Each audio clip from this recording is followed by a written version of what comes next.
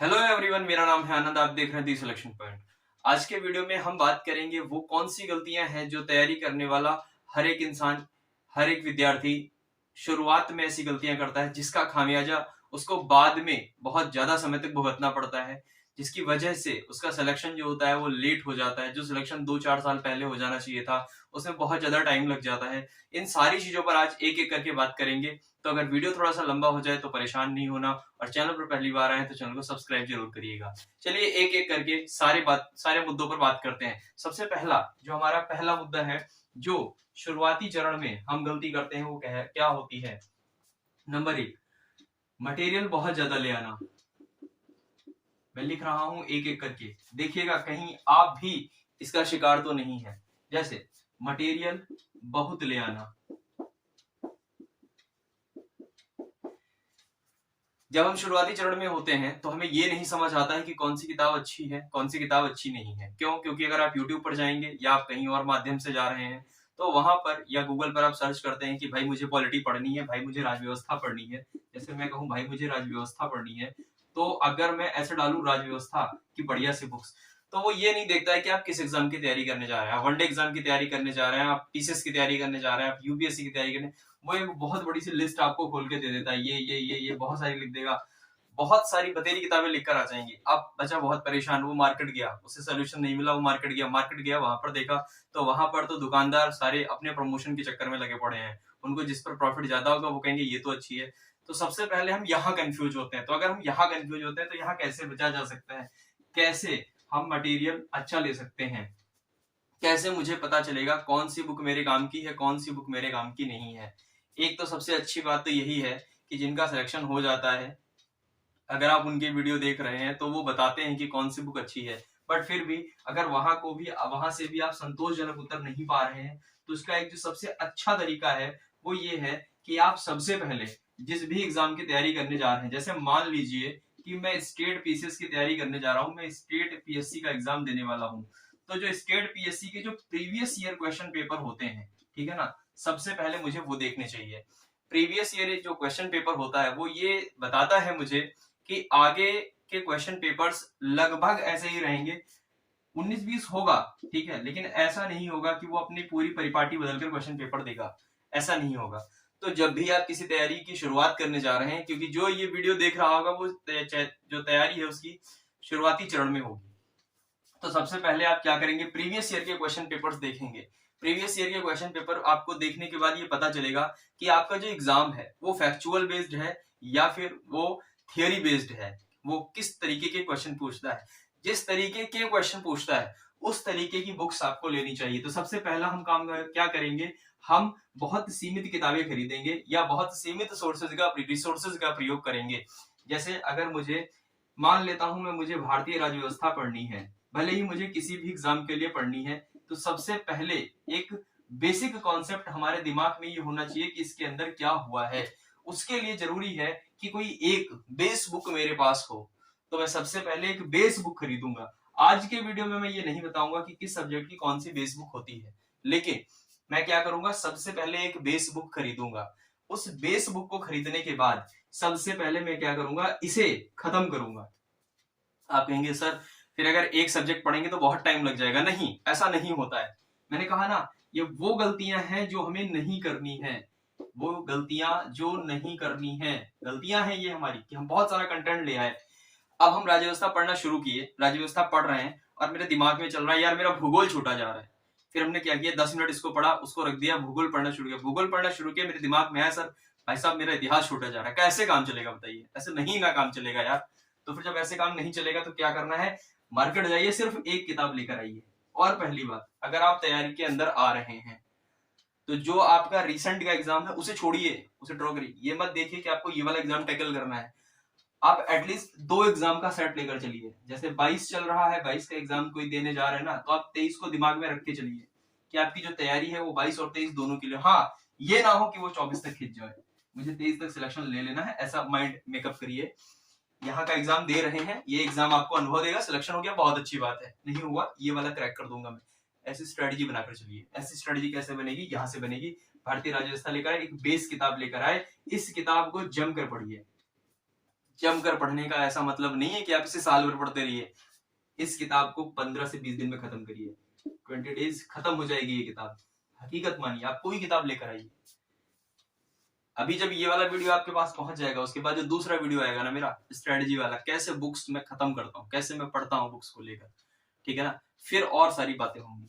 तो क्या करना है, एक किताब लेकर आए, कुछ नहीं लेकर आना है, एक किताब लेकर आए, 20 डेज दिए उस बुक को, कितने दिन, 20 दिन दिए, 20 दिन दे दिए इस किताब को। 20 दिन के बाद इस किताब के अंदर पूरा हाईलाइट मार दिया। देखो मैंने कहा ना, गलतियां नहीं करनी, गलतियां नहीं करनी है तो आपको ये वीडियो देखना पड़ेगा। एक किताब पढ़ ली, एक किताब पढ़ ली, तो मटेरियल जितना कम हो सकता है उतना कम लाना है, जितना ज्यादा बार रिवाइज कर सकते हैं उतना ज्यादा बार हमें रिवाइज करना है। मटेरियल कम लेकर आएंगे, ज्यादा बार रिवाइज करेंगे, नंबर 1। नंबर 2, जब ये वाला काम हो गया आपका पहला, उसके बाद कुछ लोग क्या कहेंगे, कहेंगे भैया आप ये काम करो, ऐसे पढ़ो, एक किताब ऐसे पढ़ लिया, इसको मान लो एक चैप्टर पढ़ लिया और उसके बाद क्वेश्चंस करने बैठ गए। पता क्या होगा, आपने किताब पढ़ी, आप क्वेश्चन लेकर बैठे, आपने 4 पन्ने पढ़े, 4 पन्ने पढ़ने के बाद आपने 4 पन्ने के क्वेश्चन सॉल्व कर लिए। इससे पता क्या होगा, वो 4 पन्ने जो आपने ताजा ताजा पढ़े उनका क्वेश्चन सॉल्व हो जाएगा, लेकिन जब आपकी ओवरऑल किताब खत्म होगी आप सब भूल चुके होंगे। सबसे पहले बुक फिनिश करनी, जब एक बार बुक फिनिश हो गई, अब आपको इसके लगाने क्वेश्चंस, ठीक है ना। और एक बात, इसके लिए डेली आप 1 घंटा निकालिए और इसका क्वेश्चन सॉल्व करिए, 1 घंटा इसका क्वेश्चन सॉल्व करना है। जब आप इसका 1 घंटा क्वेश्चन सॉल्व करेंगे, तब दूसरा काम क्या करेंगे हम, दूसरा काम हम ये करेंगे कि हम एक और बुक लेकर आएंगे, एक और बुक लाएंगे, जी हाँ बिल्कुल, एक और बुक लेकर आएंगे। पहला काम, मटेरियल कम लाना है, मैक्सिमम प्रैक्टिस करनी है। दूसरा, जब वो खत्म हो जाएगा पहले वाला मटेरियल, तब दूसरा मटेरियल लेकर आएंगे। पहला दूसरा, 2 स्टेप हो गए समझ में, 2 स्टेप समझ आ गए। तीसरा जो सबसे इंपॉर्टेंट काम, PYQ, इसे आप लिख के लगा लो कहीं।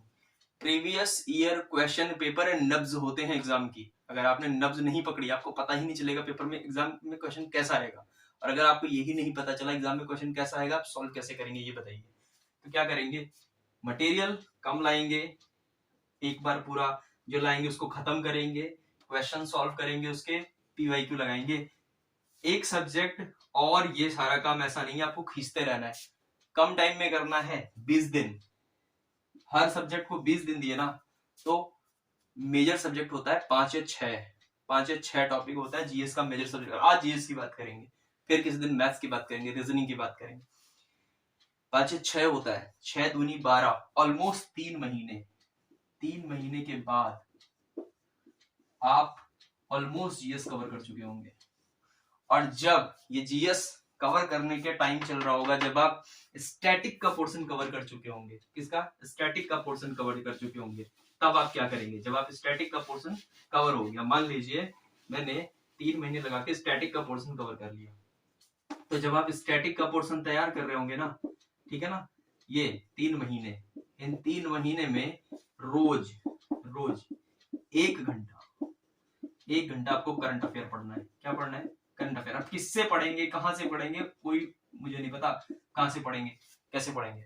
1 घंटा आप क्या पढ़ेंगे, करंट अफेयर्स पढ़ेंगे। सर मैं किसका वीडियो देखूं, मुझे नहीं पता आप किसका वीडियो देखेंगे, मेरा देखेंगे, किसी और का देखेंगे, किसी तीसरे का देखेंगे, I don't care about this, okay. नहीं पता आप किसका देखेंगे, आपको क्या करना है, बस एक सोर्स लेना है। क्यों, एक सोर्स क्यों, एक वीडियो देखना है, किसी को भी फॉलो करना है, एक को फॉलो करना है। एक को ही क्यों फॉलो करना है, क्योंकि अगर आपने 4 को फॉलो किया तो आपके 4 घंटे जाएंगे, बात समझ आई। और 4 घंटे में भी आपको पता क्या लगेगा, यार ऐसा तो नहीं कि इसने पूरा पढ़ाया दूसरे ने नहीं पढ़ाया, दूसरे ने पढ़ाया तीसरे ने नहीं पढ़ाया। ये सारी दिमाग में बातें चलेंगी आपके, बात समझ आ रही है।